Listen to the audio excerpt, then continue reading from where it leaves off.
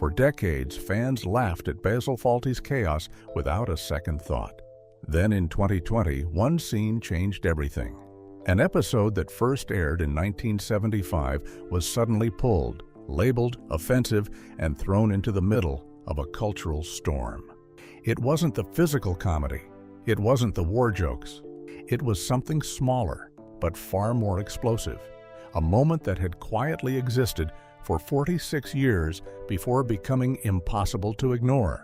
What made this scene so controversial? And why is it still sparking debate today? Let's find out. The hotelier who inspired madness.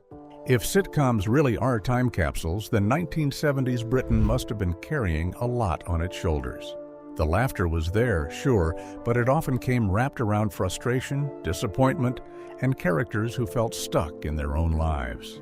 The decade opened with Steptoe and Son, a show steeped in junkyard gloom and generational resentment. Then came Whatever Happened to the Likely Lads, where old friendships rubbed up against social change and class anxiety. Not long after, Rising Damp delivered that suffocating sense of being trapped, of having nowhere left to go. Even the fall and rise of Reginald Perrin turned a man's midlife collapse into a studio audience spectacle. Viewers watched him unravel, question everything, even contemplate disappearing entirely, and they laughed along. That was the tone of the era. Personal breakdown, but make it funny. And then came the masterpiece of televised meltdown, Fawlty Towers. The story really begins in 1970, when John Cleese was staying at the Glen Eagles Hotel in Torquay with the rest of the Monty Python team. Torquay was postcard pretty, a proper seaside getaway. The hotel experience, though, was anything but relaxing.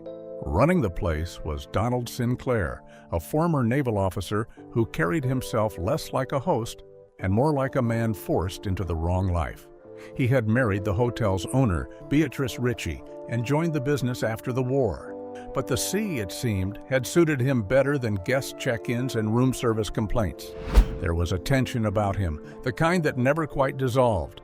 He made it clear he didn't want the Python crew there for their 3-week stay. He criticized table manners. He reportedly hurled a guest's briefcase out of a window because he suspected it contained a bomb. He treated paying customers as if they were personal intrusions. For most of the troupe, that was enough. They checked out early. Cleese and his then-wife, Connie Booth, did the opposite. Instead of fleeing, they watched. They studied the rhythms, the outbursts, the strange pride and simmering hostility. What others saw as unbearable, they saw as material. Out of that observation came Basil Fawlty. Cleese and Booth took Sinclair's combustible personality and exaggerated it just enough to tip into farce. The result was a hotel manager who was petty, proud, socially awkward, and permanently on the brink. A man convinced he was destined for better things, yet trapped behind a reception desk. Sinclair himself never publicly addressed the comparison. He had already passed away by the time the show took hold, but his widow, Betty, made her feelings known in the Telegraph. She dismissed Cleese as foolish and accused him of turning her husband into a national joke. In her view, Donald Sinclair had been brave and gentlemanly, not a buffoon. Yet others remembered him differently. A former waitress, later tracked down by The Independent, claimed he was worse than Basil Fawlty, much worse. As always, memory depends on where one was standing. What makes this story even more remarkable is how close the show came to never existing at all. The BBC was hesitant. Executives thought the premise felt dated. A single hotel as the main setting seemed limiting. One internal memo dismissed the script as a bundle of cliches destined for disaster. Even Friends had doubts. One advised Cleese to get the characters out of the hotel, to open the world up. But Cleese understood something crucial. The hotel was the point. It was a pressure cooker. Guests checked in, tensions rose, misunderstandings stacked up, and there was nowhere to escape. That confinement created the comedy. Ironically, although the series would air on the BBC, it survived because of commercials. Cleese and Booth spent 6 painstaking weeks polishing each episode, refining dialogue until every insult and misunderstanding landed perfectly. The BBC salary alone could not support that kind of time. Cleese took on advertising work to fund the writing process. In a way, the very industry sitcoms often mocked helped bring this one to life. The pilot was filmed in December 1974. On September 19, 1975, audiences finally met Basil Fawlty. Cleese was just 35 years old. The initial response was not explosive praise. Some reviews were lukewarm. The Daily Mirror ran a cutting headline suggesting the show was short on laughs. Private Eye editor Richard Ingrams was among the skeptics. Cleese, never one to let criticism pass quietly, later named a particularly ridiculous character after him in a small act of comedic revenge. But the BBC sensed potential. In an unusual move, they gave the first episode a supportive repeat on BBC 2 less than 3 months later, then aired it again on BBC 1 7 months after its debut. That repetition mattered. Word spread. Viewers began to tune in not just out of curiosity, but loyalty. On paper, the setting seemed ordinary. A hotel lobby, a dining room, a cramped office. Yet within those walls lived some of the sharpest dialogue British television had seen. The insults were not lazy, they were surgical. Basil was described as a benzodrine puff adder, an aging, brilliantined stick insect. His attacks on Sybil were barbed, theatrical, absurdly specific. And then there were the moments that only truly worked because of delivery.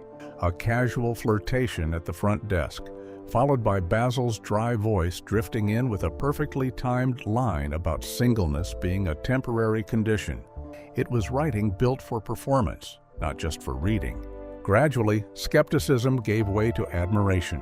What some had dismissed as old-fashioned revealed itself as tightly constructed chaos. The tension, the pacing, the escalating misunderstandings all clicked into place. The secret behind Fawlty's walls.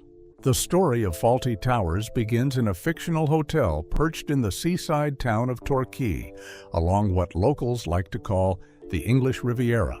On screen, it feels like a real place, slightly faded, slightly grand, and always one argument away from disaster. But the truth is, that hotel never actually existed as a functioning building. It was built piece by piece inside a television studio. Most of the classic episodes were filmed in TC8, also known as Studio 8, at the old BBC Television Center in White City. That building wasn't just a workplace, it was a creative factory. It gave birth to Fawlty Towers and other British comedy staples like Yes, Minister and Blackadder. When Television Center eventually closed its doors, it marked the end of an era.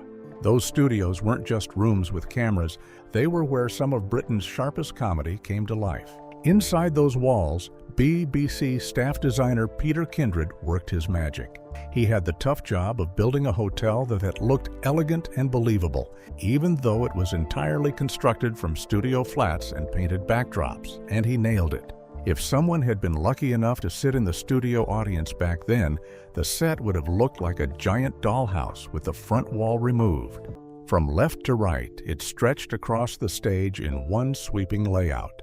The audience couldn't see every hidden corner, so monitors were placed around the studio to make sure no one missed the action. But for the most part, the cast performed right there in the open, running through those rooms as if it were a real hotel. On the far left stood the bar, impossible to ignore with its bold red wallpaper.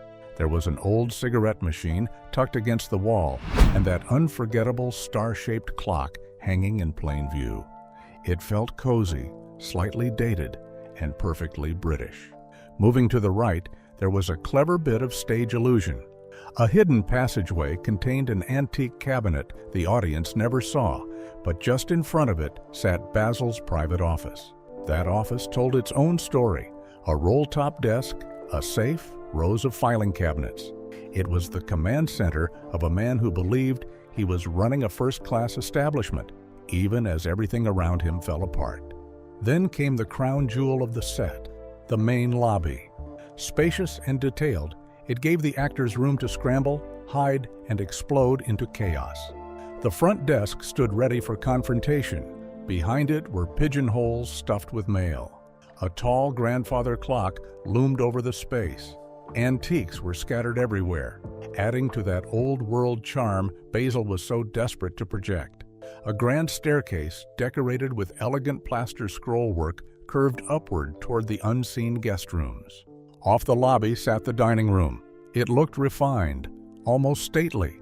Tables were neatly dressed with crisp cloths, silver service, cruets, and fresh flowers. It always felt like it was moments away from a dinner rush that would inevitably spiral into catastrophe. For the exterior shots, the production used a country club in Buckinghamshire. That building, a handsome Georgian structure, later burned down in the early 1990s. It's a loss, especially because its appearance quietly reinforced one of the show's funniest contradictions. The place looked respectable, even charming. But there was nothing remotely baronial about it. The name Fawlty Towers suggested grandeur. The building suggested something far more modest. That gap between ambition and reality summed up Basil Fawlty perfectly. Peter Kindred, the man behind the design, was remarkably versatile. Just before working on Fawlty Towers, he had been building futuristic rocket bases for Doctor Who. Afterward, he moved on to period dramas like The Mayor of Casterbridge, and even the swinging 60s flair of Adam Adamant Lives. He could shift from Victorian grit to sci-fi fantasy without missing a beat. For the first 6 episodes, Kindred created interiors that were far more elegant than the scripts might suggest. After all, Fawlty Towers is often described as the worst hotel in England. So why make it look so good? Having both Basil and Manuel on screen with mustaches at the same time might be visually overwhelming. With that level of precision guiding the production, nothing in the set design was accidental. The beauty of the interiors made the dysfunction funnier. When chaos erupted, it erupted in a space that looked respectable. In the episode featuring the so-called Jerry Builders, doors are ripped out and replaced in ridiculous positions, turning the hotel into a maze of nonsense. It becomes architectural slapstick.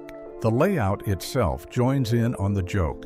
Even the strange extra staircase on the second floor, which some viewers have questioned over the years, was intentional. The director had seen a similarly awkward staircase in a real Edinburgh hotel and realized it would be perfect for fast-paced chases. It added breathless energy to scenes where characters darted up and down in confusion. Critics have described the set as a marvel of design, and for good reason. The rooms flow naturally into one another, yet they also provide just enough cover for classic farce. Slamming doors, near misses, overheard conversations, and perfectly timed misunderstandings. But the deeper reason for the hotel's polished look goes back to a real-life experience. Years earlier, John Cleese and the Monty Python team had stayed at the Glen Eagles Hotel in Torquay. The manager's behavior was reportedly infuriating, but the hotel itself was beautifully appointed. Other local hoteliers were even said to envy its standards. That memory stuck. The seed of Fawlty Towers wasn't just planted in rudeness, it was planted in contrast. A well-kept hotel run by someone spectacularly ill-suited to hospitality. And that's the genius of the design. Basil Fawlty's hotel looks refined, almost dignified. The furniture is polished, the flowers are fresh, the clock ticks with quiet authority. Yet inside those elegant walls, everything is always on the verge of collapse. The setting isn't just a backdrop, it's part of the joke. The more tasteful the room appears, the more absurd the chaos becomes.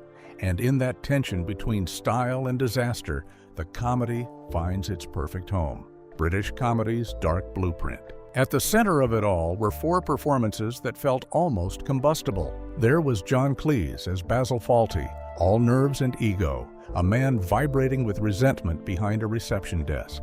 Opposite him stood Prunella Scales as Sybil, his sharp-tongued, immovable wife who ran the place with terrifying efficiency. Between them, sparks flew constantly. Then came Connie Booth as Polly, the chambermaid who quietly held the entire operation together. She was the only one who seemed to understand how the real world worked. And finally, Andrew Sachs as Manuel, the well-meaning waiter whose shaky English and perpetual confusion made him Basil's favorite target.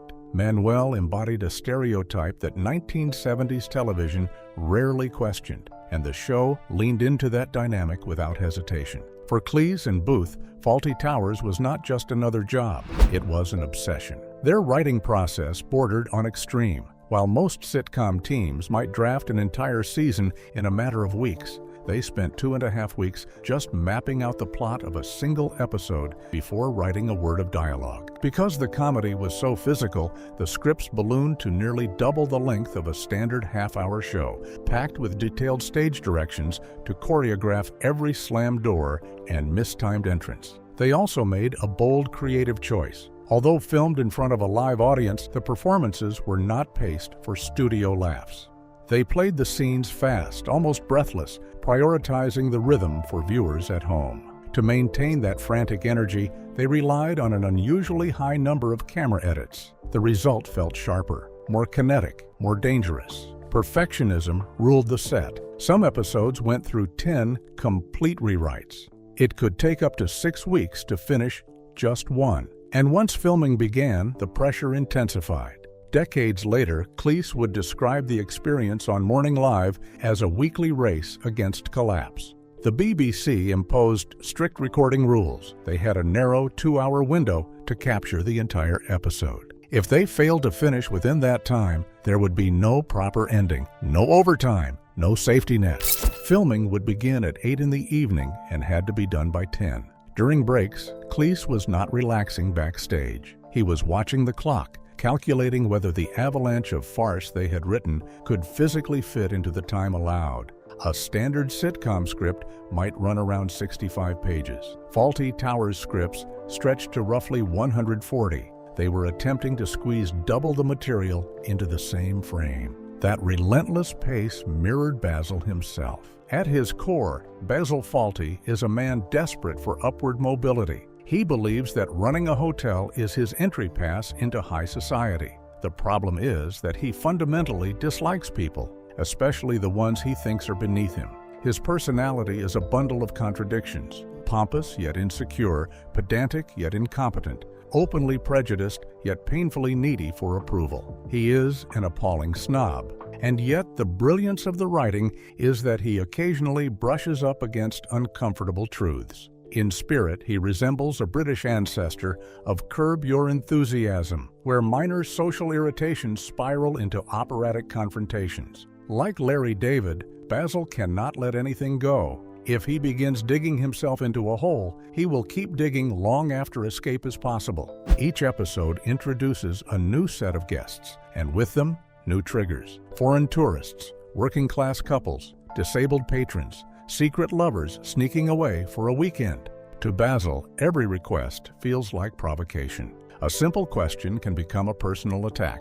A minor inconvenience can ignite a full-scale meltdown. The show emerged from a less restrained era of comedy, and Basil's prejudices are not subtle. He fixates on foreigners in particular, viewing any misunderstanding of English nuance as proof of inferiority. That dynamic drives his relationship with Manuel. Because Manuel is Spanish, he becomes Basil's emotional punching bag. Sometimes the abuse is verbal, sometimes it turns physical, reduced to slapstick violence played for laughs. Polly, despite being the moral center, occasionally slips into the same lazy assumption that Manuel's mistakes stem from his nationality. The guests do it too. The prejudice is not isolated to one character, it is woven into the social fabric the show is depicting. The tension with Germans receives its own infamous spotlight in the episode that has since become legendary.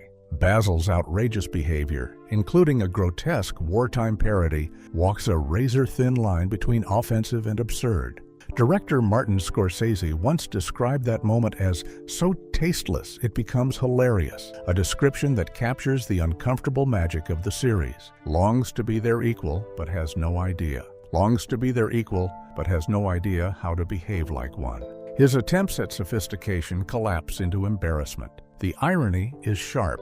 the snob is ultimately treated with the same disdain he reserves for others. Much of the comedy erupts from these explosive reactions to everyday problems, but there is also a quieter, more playful layer. A recurring gag involves the local paperboy rearranging the letters on the hotel sign.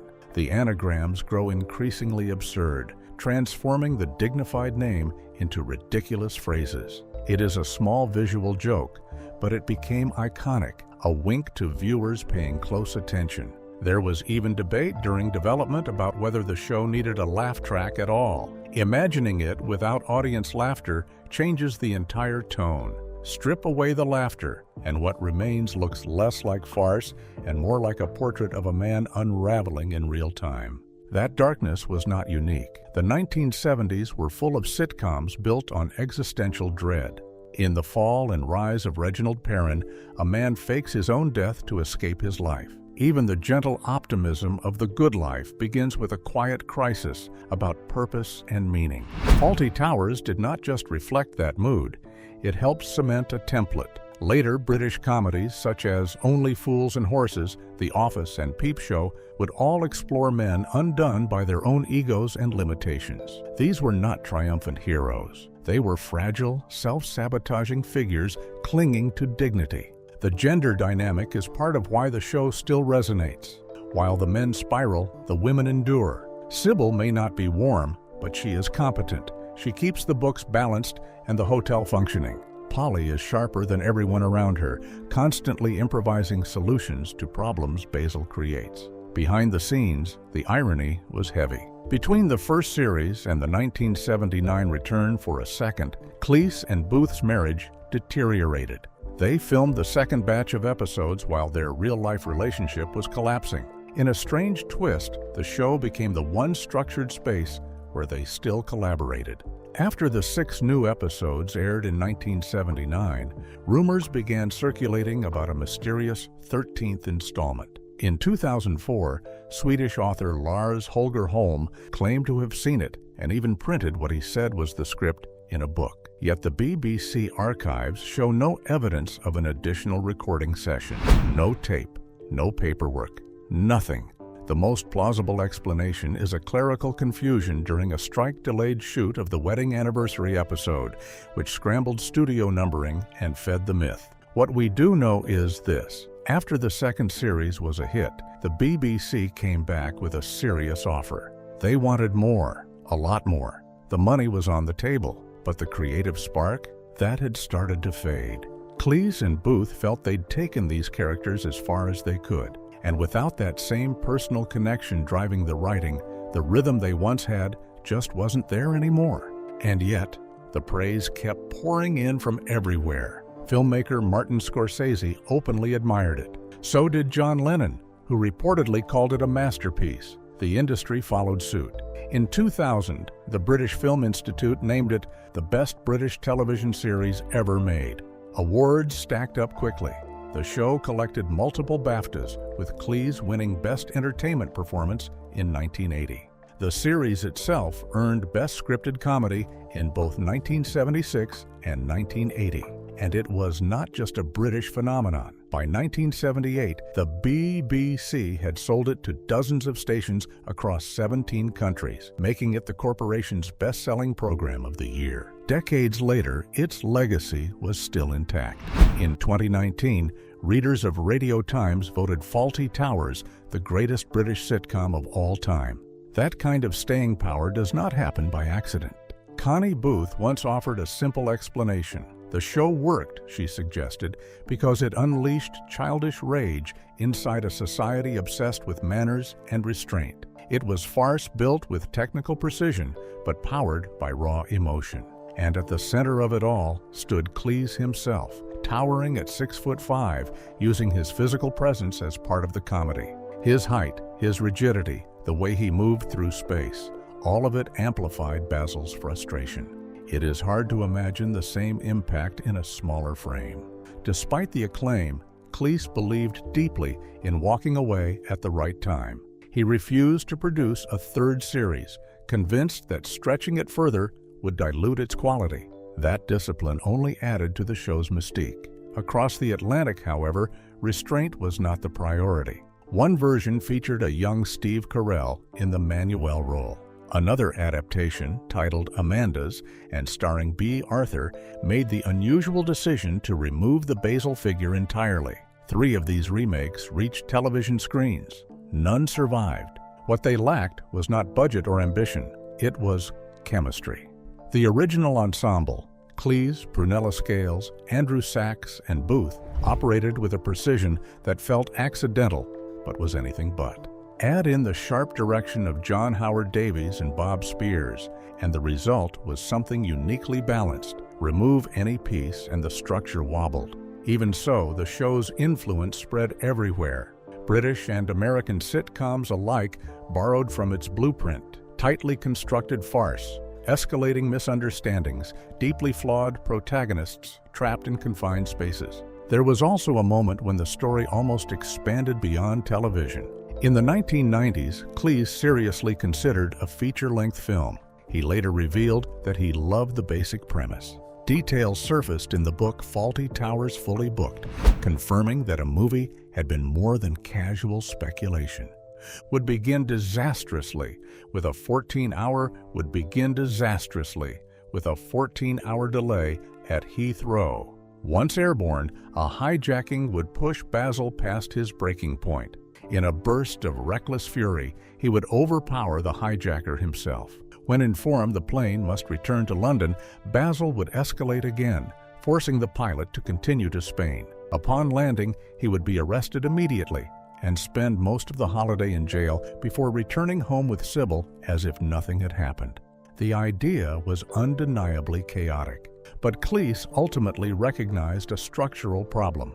A half-hour farce can build to a single explosive peak. A 90-minute film demands a rise, a fall, and another rise. Sustaining that rhythm without losing tension did not interest him. More importantly, removing Basil from the hotel risked stripping away the very pressure cooker that made the character function. In hindsight, the restraint feels deliberate. By ending after just 12 episodes, the series avoided fatigue. It never overstayed its welcome. The absence of excess became part of its legend. Still, television history has shown that nothing stays dormant forever. In 2023, Cleese surprised audiences by announcing plans to revive the world of Fawlty Towers for a new special. This Fawlty Towers scene was banned for 46 years. See it now.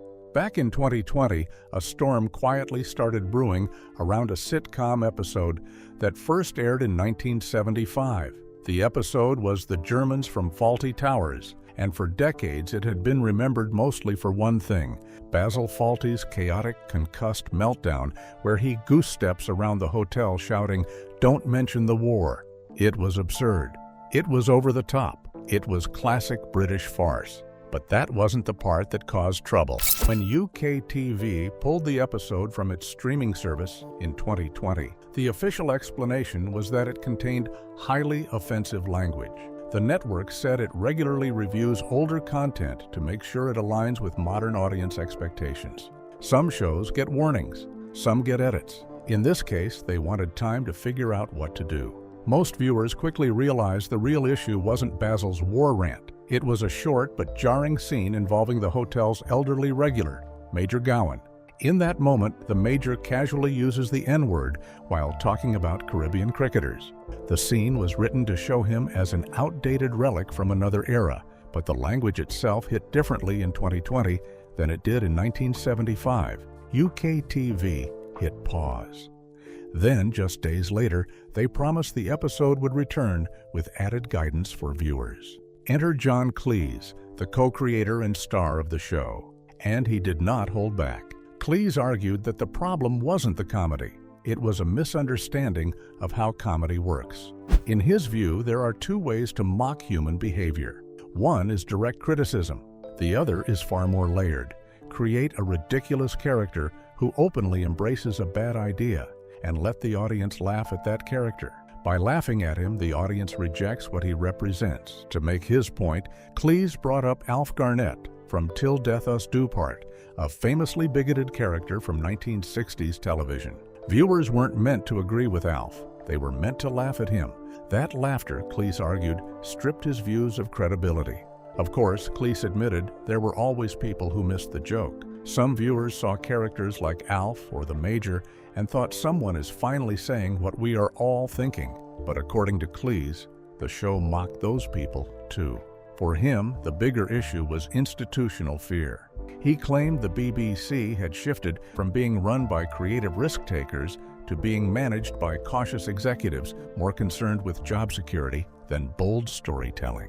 In his view, decisions were being made not out of artistic judgment, but out of fear of backlash. He also pointed out that the network involved, UKTV, operates independently from the BBC's main public service arm. But in the public conversation, the lines blurred, and Cleese directed much of his criticism at the BBC anyway. When speaking to the Australian newspaper The Age, Cleese doubled down. He described Major Gowan as an old fossil, a character clearly designed to be out of touch. The show, he insisted, was never laughing with the Major. It was laughing at him. Anyone offended by the character, he suggested, was missing the satirical point. And then there was the irony of the Germans episode itself. Cleese often noted that German audiences never seemed offended. He told stories about visiting Cologne to work on a German adaptation where the local crew proudly showed him the very episode in question.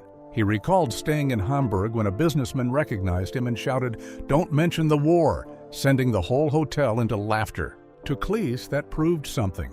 To critics, it missed something. Because the BBC's concern in 2020 wasn't about jokes aimed at Germany. It was about that brief, uncomfortable racial slur from Major Gowan. And here's where the story gets layered. Broadcasters had already been trimming that scene for years. More than a decade earlier, edits had been made. Even Cleese himself removed the language from a recent West End stage adaptation. At the time, he acknowledged that certain words simply cannot be used now. But he also argued he only made those changes because, in his view, some audiences interpret comedy too literally and fail to understand irony or exaggeration. That's where the tension sits. The Major was written as a satire of old-school reactionary thinking. He was meant to embody attitudes that modern society had outgrown. Yet as debates over editing and censorship intensified, some critics suggested that by digging his heels in so firmly, Cleese risked becoming the very kind of stubborn figure the show once lampooned. The controversy reignited in 2021 when the BBC aired the episode shortly after EastEnders. Social media lit up instantly. Some viewers were shocked the episode aired at all. Others were furious that it had been edited, and many were simply confused. The broadcast kept the goose step.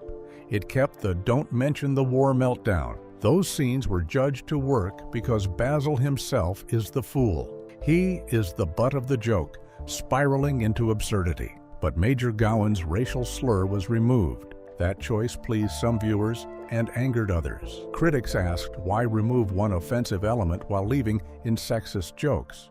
Purists argued that any editing tampered with a comedy classic. Others felt certain lines simply do not belong on modern primetime television. The internet became a battlefield. Some called the episode inappropriate for today. Others accused the BBC of being overly cautious. And many viewers were just glad to see a beloved sitcom back on screen, even in altered form. In the end, the debate around the Germans episode became bigger than one line of dialogue. It turned into a wider cultural conversation about satire, context, intent, and where comedy fits in a changing world.